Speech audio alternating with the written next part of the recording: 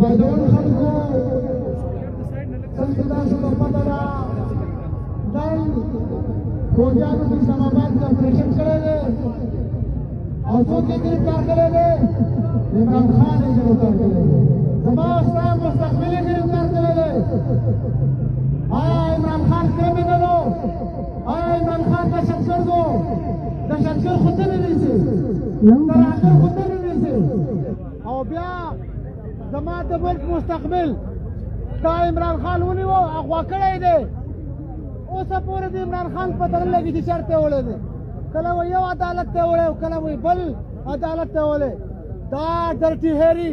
دا خلک چې دا ملک د خپل پلار ملک ګڼي د خپل پلار دوه لارې دي یا خو به پاکستاني زما او ستا د غریب ملک به آئین به قانون به د قانون حکمراني به یو به دا غونډهګردي دا بدماشي به دا ډي ایچ اے به دا فلټونه به د دې د پلار او نیکه به حکومت وي نو آیا موږ د عمران خان څخه دې له ولاړ یو چې په دې ملک کې آئین وي په دې ملک کې قانون وي او دا ملک کې دا غریب خلک په دې ملک کې 75% خلک غریب دي بیګا په لاهور کې من وړه په 15,000 روپۍ من غنم رسېدلي په 15,000 روپۍ دا غریب به څه خوري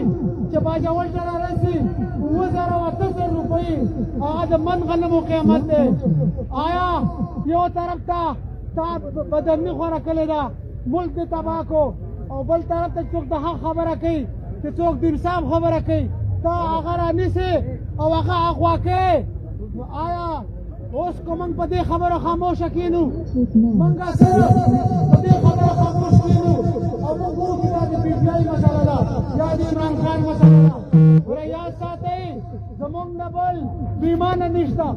بل بېوقوفه نشته که په دې وخت کې موږ ونه درېږو